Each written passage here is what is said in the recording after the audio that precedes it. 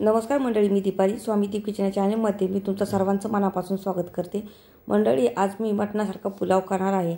तुम्ही म्हणसाल असा कोणता पुलाव आहे? अहो, व्हेजवाल्यांसाठी तर हा मटणासारखाच पुलाव आहे। अतिशय भन्नाट चवीचा सोयाबीन पुलाव, कितीही खाल्ला तरी मन भरणार नाही। आजची रेसिपी आवडली तर हा व्हिडिओ तुमच्या फ्रेंड्स रिलेटिव्हला शेअर करा। चला तर मग मंडळी, रेसिपीला सुरुवात करूया। इथे मी 2 वाटी कोलम तांदूळ घेतला आहे। या जागी तुम्ही बासमती तांदूळ घेऊ शकता। आम्ही कोलम तांदळाचा भात खातो म्हणून मी कोलम तांदूळ घेतला आहे। तांदळामधले खडे काढून घेतलेले आहे। तांदूळ छान स्वच्छ करून घेतलेला आहे। तांदूळ नंतर पुलाव करताना मी धुवूनच घेणार आहे। इथे मी 2 कांदे पातळ कापून घेतलेले आहे। थोडासा पुदिना मी बारीक कापून घेतलेला आहे। थोडीशी कोथिंबीर बारीक कापून घेतलेली आहे आणि एक छोटा टोमॅटो पातळ कापून घेतलेला आहे। 1 वाटी हिरवा फ्रेश वाटाणा घेतलेला आहे। 1 वाटी बीन्स घेतलेली आहे। 1 वाटी बारीक सोयाबीन पाण्यात भिजवून घेतलेले आहे। अर्धी वाटी दही घेतलेले आहे। 3 ते 4 चमचे अद्रक लसूण हिरव्या मिरचीची पेस्ट घेतलेली आहे आणि काही खडे मसाले घेतले आहे। 1 दालचिनीचा तुकडा घेतलेला आहे। 1 स्टार फूल, 1 मोठी वेलची, अर्धा चमचा जिरे, 2 लवंगा, 2 तेजपत्ता आणि 4 ते 5 काळी मिरी। आता मी पुलावला फोडणी देऊन घेते। इथे मी कढई लो आचेवर गरम करून घेतली आहे। कढईमध्ये 4 चमचे तेल घालून घेते। ह्या जागी तुम्ही साजूक तूपही वापरू शकता। तेल छान नॉर्मल गरम झालेला आहे। आता तेलामध्ये खडे मसाले घालून घेते आणि थोडीशी चमच्याने परतून घेते। खडे मसाले तळतळ करायला लागले की लगेच पातळ 2 कांदे कापलेले ते घालून घेते आणि तेलामध्ये चांगली परतवून घेते। कांद्याच्या पाकळ्या चमच्याने वेगळ्या करून घेते म्हणजे कांदा लवकर तेलामध्ये परतेल। हे पहा, कांद्याचा रंग छान चेंज झालेला आहे। गॅसची आच लोच आहे। आता अद्रक लसणाची पेस्ट घालून घेते। 3 ते 4 चमचे अद्रक लसूण आणि हिरव्या मिरचीची पेस्ट मी घेतलेली आहे। ती सर्व मी घालून घेतलेली आहे। आता पेस्टचा कच्चापणा जाईपर्यंत चांगली तेलामध्ये परतून घेते। हे पहा, पेस्टचा चांगला कच्चापणा गेलेला आहे। आता हिरवा वाटाणा घालून घेते। 1 वाटी बीन्स घालून घेते। पाण्यामध्ये भिजवत ठेवलेलं सोयाबीन हाताने पिळून घेते म्हणजे त्यामधलं पाणी सर्व निघून जाईल।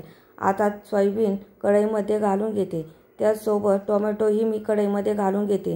सर्व साहित्य आता तेलामध्ये परतवून घेते। भाज्या आणि सोयाबीन तेलामध्ये चांगलं परतल्यामुळे ते छान नरम होतात। आता कढईवर झाकण ठेवते आणि 5 मिनिट वाफ काढून घेते। हे पहा, इथे 5 मिनिट झालेले आहे। आता कढईवरचं झाकण काढते आणि भाज्या पुन्हा एकदा चांगल्या तेलामध्ये परतून घेते। असं केल्यामुळे भाज्यांची चव अतिशय छान येते आणि अर्ध्या भाज्या शिजल्या जातात। आता कढईमध्ये अर्धी वाटी दही घालून घेते। दही घातल्यामुळे भाज्यांना अतिशय सुंदर चव येते। आता बारीक चिरलेला पुदिना घालून घेते। बारीक चिरलेली कोथिंबीर घालून घेते। आता सर्व साहित्य चमच्याने एकत्र करून घेते। दह्यामध्ये सर्व साहित्य एकजीव झालं पाहिजे। जेवढं आपण दह्यामध्ये भाज्या परतून घेतो तेवढी भाज्यांची चव भन्नाट येते। आता अर्धा चमचा गरम मसाला घालून घेते। अर्धा चमचा धने पावडर घालून घेते आणि पुन्हा एकदा भाज्या परतवून घेते। हे पहा, दह्यामुळे भाज्यांना चांगलं पाणी सुटलेलं आहे। आता तांदूळ धुतलेलं ते मी कढईमध्ये घालून घेते आणि भाज्यांमध्ये तांदूळ 2 मिनिट परतवून घेते म्हणजे तांदूळ थोडासा कडक होईल। आता तांदळामध्ये 1 तांब्या पाणी घालून घेते। एवढ्या पाण्यात तांदूळ जर शिजला नाही तर मी पुन्हा थोडंसं पाणी घालेल। आता चमच्याने थोडा तांदूळ हलवून घेते म्हणजे तांदूळ एका जागी जमा होणार नाही। इथे मी 1.5 चमचा मीठ घालून घेतला आहे। तुम्ही मात्र चवीनुसार मीठ घाला। आता पुन्हा एकदा चमच्याने ढवळून घेते। कढईवर झाकण ठेवते आणि गॅसची आच मीडियम करते म्हणजे भातामधलं पाणी लवकर आटलं जाईल। हे पहा, इथे 5 ते 7 मिनिट झालेलं आहे। आता कढईवरचं झाकण काढते आणि एकदा चमच्याने भात हलवून घेते। हे पहा, भात शिजलेला नाही, थोडासा कच्चाच आहे। अजून थोडंसं पाणी घालून घेते। इथे मी अर्धा तांब्या पाणी घालून घेत आहे। एवढ्या पाण्यामध्ये परफेक्ट भात शिजला जाईल कारण दह्यामुळे पाणी सुटतं, त्यामुळे जास्त पाण्याची आपल्याला गरज लागणार नाही। आता 1 चमचा साजूक तूप घालून घेते, त्यामुळे भाताला चव अतिशय सुंदर अप्रतिम येते। आता कढईवर झाकण ठेवते आणि गॅसची आच लो करते म्हणजे लो आचेवर भात चांगला शिजला जाईल। इथे 5 मिनिट झालेले आहे। आता कढईवरचं झाकण काढून घेते आणि पुन्हा एकदा चमच्याने हलवून घेते, म्हणजे भात खाली लागला का नाही ते कळेल. तसाही भात खाली लागणार नाही, कारण आपण गॅसची आच लो केली होती. आता तुम्हाला भात शिजला का नाही ते दाखवते. हे पहा, भात चांगला शिजलेला आहे, पण त्यामध्ये थोडंसं पाणी आहे, ते आपण मुरवून घेऊ. आता भात मी चमच्याच्या साहाय्याने एकसारखा करून घेते, म्हणजे एकसारखा भात शिजला जाईल.